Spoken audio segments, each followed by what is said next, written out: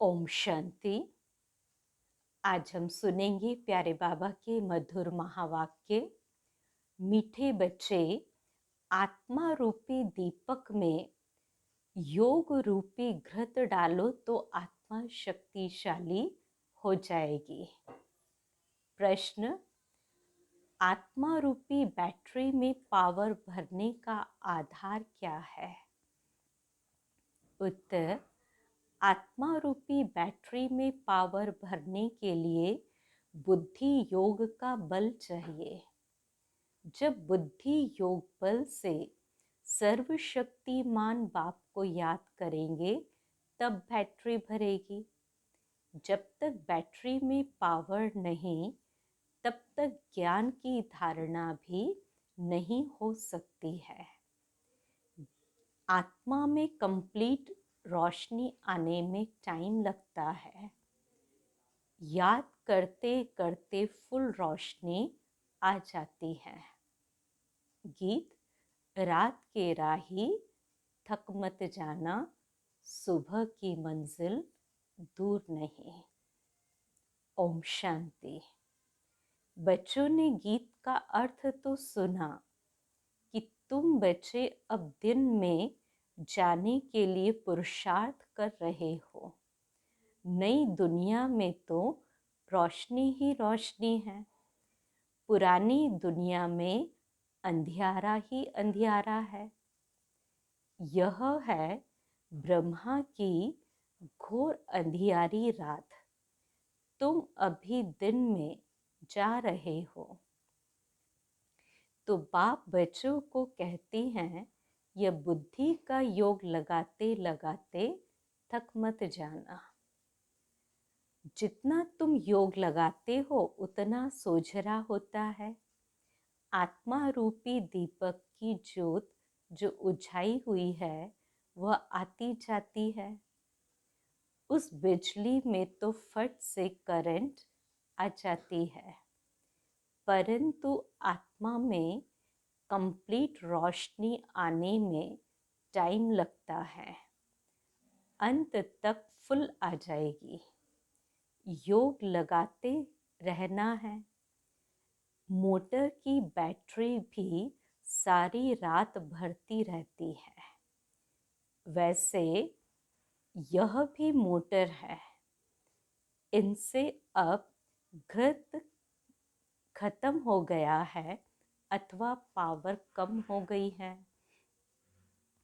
बाबा को तो पावरफुल सर्वशक्तिमान कहा जाता है ना। तो इस बैटरी में सिवाय बुद्धि योग बल के पावर आ नहीं सकती। सर्वशक्तिमान बाप से ही योग लगाने से सारी बैटरी भरती है। बैटरी भरने के सिवाय नॉलेज भी धारण नहीं हो सकती। घड़ी घड़ी बाप कहते हैं, मुझे याद करो और वर्षा ले लो। मन मना भव, कितनी सहज बात है। मनुष्य तो राम राम का जाप करते रहते हैं और चाहते हैं कि राम राज्य हो, परंतु ऐसे राम राम जपने से राम राज्य थोड़ी होगा। ऐसा राम राम तो जन्म जन्मांतर बहुत करते आए। गंगा के कंठे पर बैठकर यह तो कोई को पता ही नहीं तो राम राज्य किसको कहा जाता है।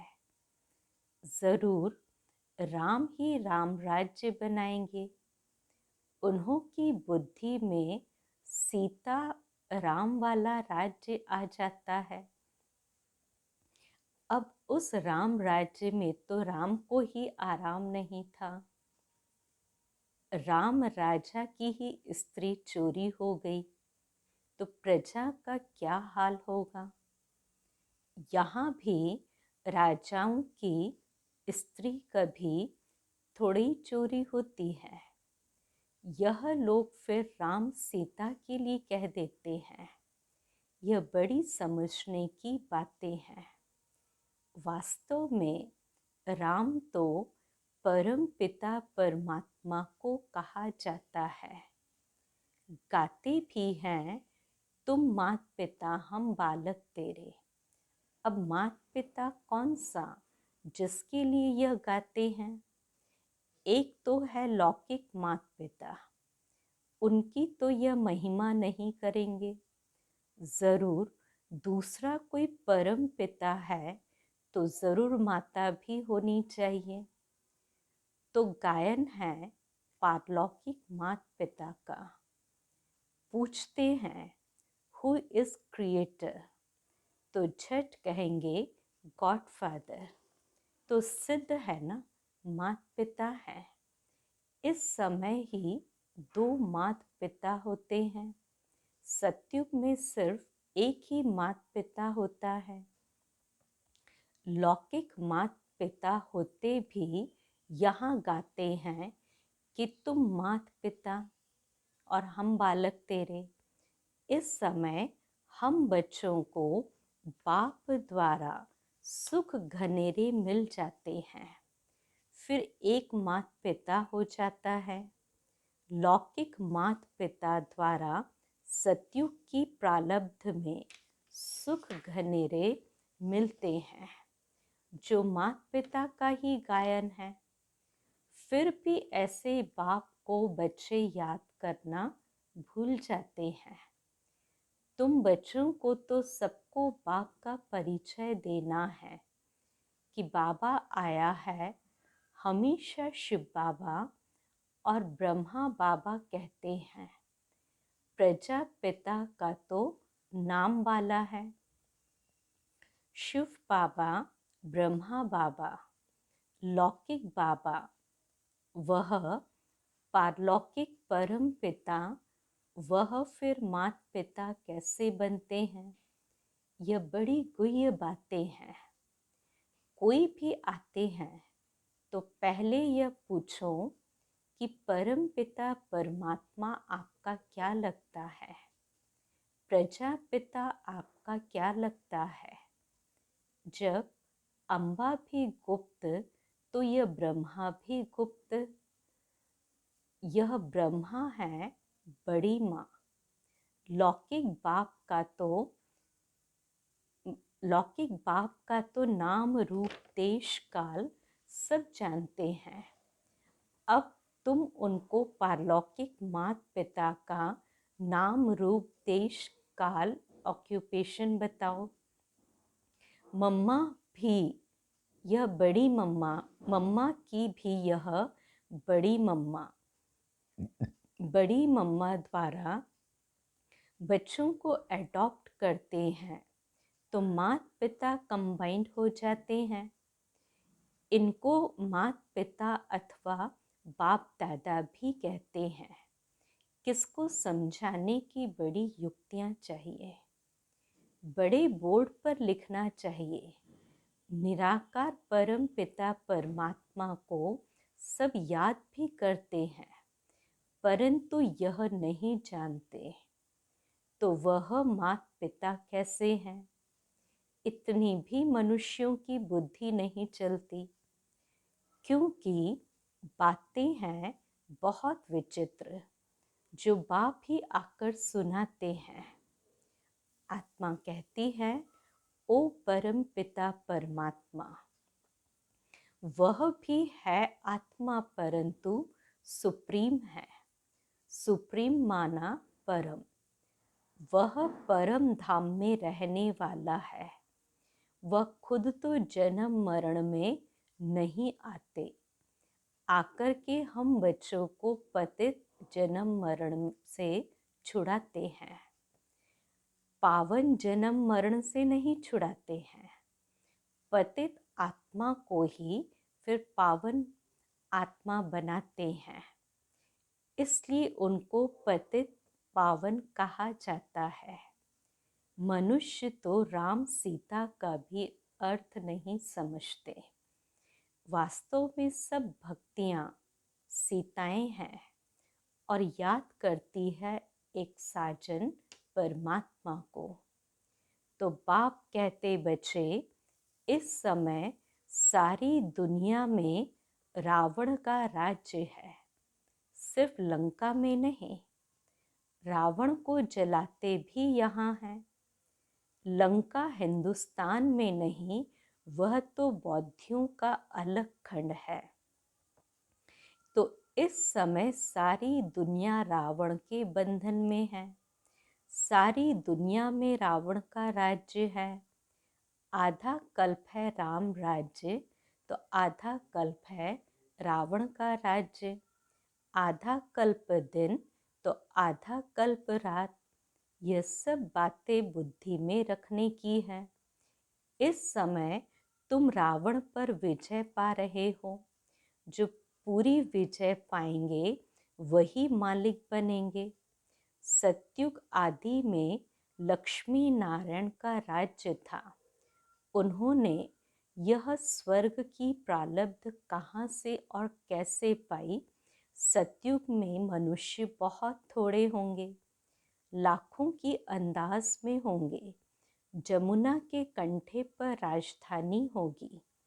यहाँ कोई विकार होता ही नहीं। कहा ही जाता है संपूर्ण निर्विकारी। बच्चे भी योग बल से ही पैदा होते हैं। वहाँ रोना पीटना कुछ नहीं होता। परंतु पहले यह बातें नहीं निकालनी है।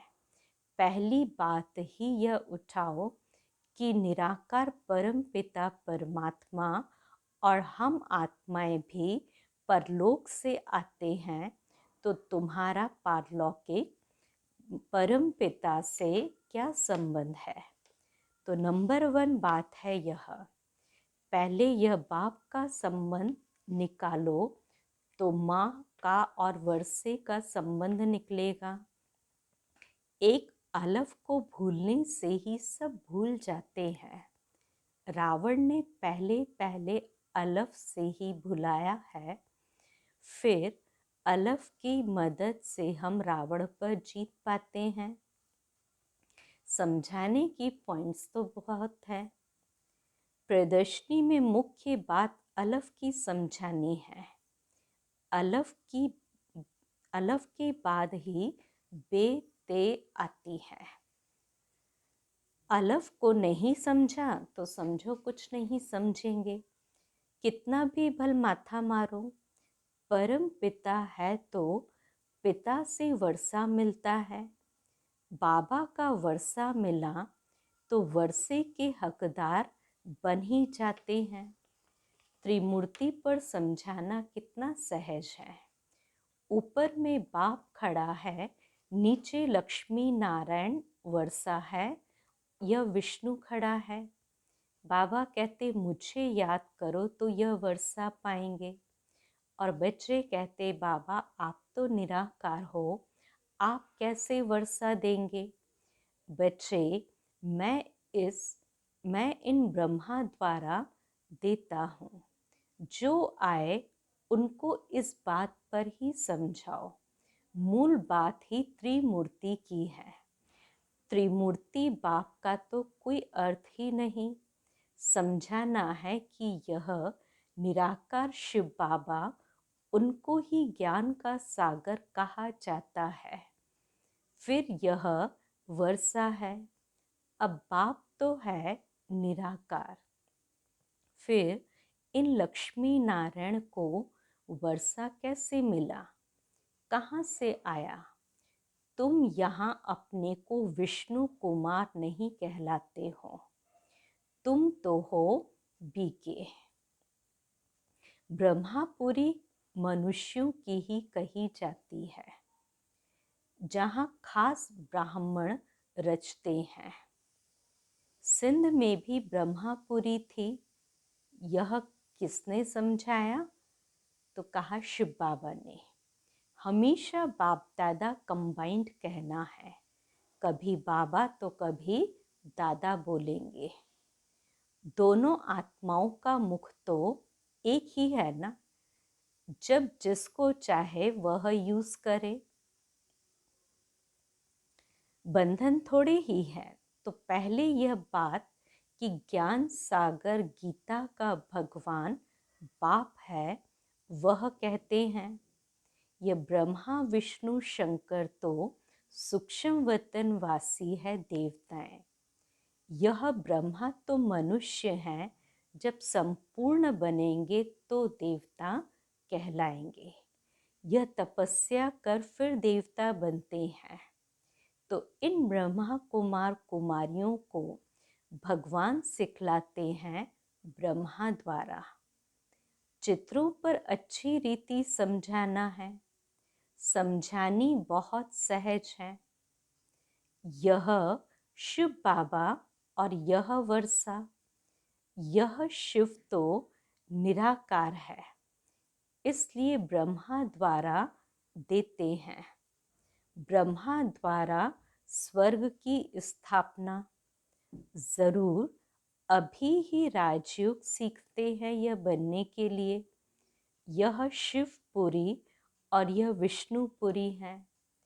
अच्छा, मीठे मीठे सिकिलते बच्चों प्रति माता पिता बाप दादा का याद प्यार और गुड मॉर्निंग। रूहानी बाप की रूहानी बच्चों को नमस्ते। हम रूहानी बच्चों की रूहानी बाप दादा को याद प्यार, गुड मॉर्निंग और नमस्ते। वरदान। एक बाप की याद द्वारा एक रस स्थिति का अनुभव करने वाले सार स्वरूप भव। एक रस स्थिति में रहने की सहज विधि है एक की याद। एक बाबा दूसरा न कोई। जैसे बीज में सब कुछ समाया हुआ होता है, ऐसे बाप भी बीज है जिसमें सर्व संबंधों का, सर्व प्राप्तियों का सार समाया हुआ है। एक बाप को याद करना अर्थात सार स्वरूप बनना। तो एक बाप दूसरा न कोई, यह एक की याद एक रस स्थिति बनाती है। जो एक सुखदाता बाप की याद में रहते हैं, उनके पास दुख की लहर कभी आ नहीं सकती। उन्हें स्वप्न भी सुख के, खुशी के, सेवा के और मिलन मनाने के आते हैं। स्लोगन। श्रेष्ठ आशाओं का दीपक जगाने वाले ही सच्चे कुल दीपक है। बाबा कहते श्रेष्ठ आशाओं का दीपक जगाने वाले ही सच्चे कुल दीपक है।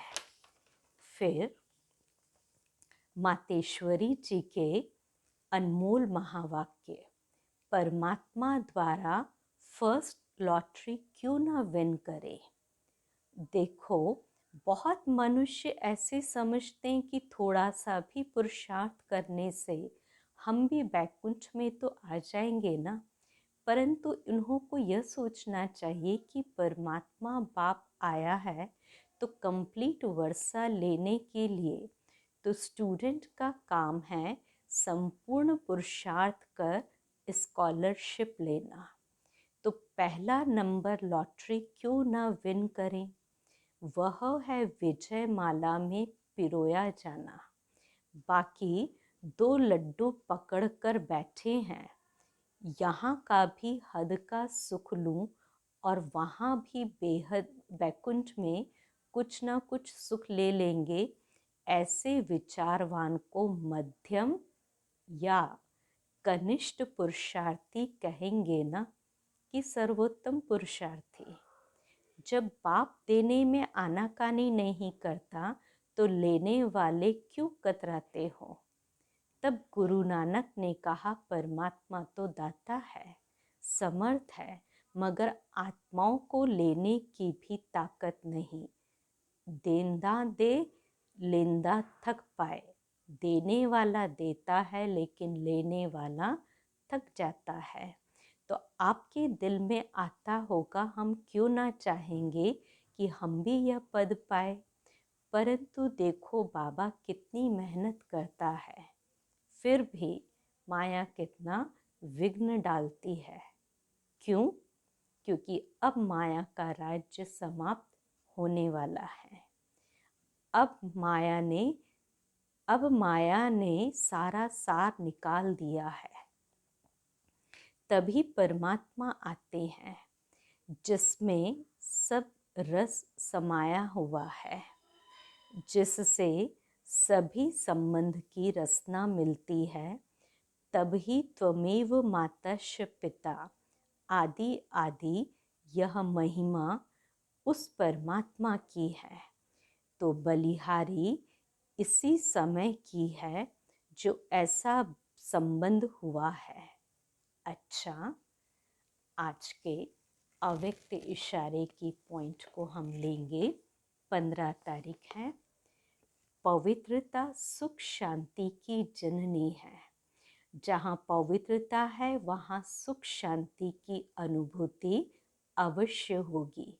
मनसा संकल्प में पवित्रता है तो मनसा में सदा सुख स्वरूप शांत स्वरूप की अनुभूति होगी। पवित्रता के संपूर्णता की परिभाषा है सदा स्वयं में भी सुख शांति स्वरूप और दूसरों को भी सुख शांति की प्राप्ति का अनुभव कराने वाले। ऐसी पवित्र आत्मा अपनी पवित्रता के आधार पर औरों को भी सदा सुख शांति शीतलता की किरणें फैलाने वाली होंगी। अच्छा, ओम शांति।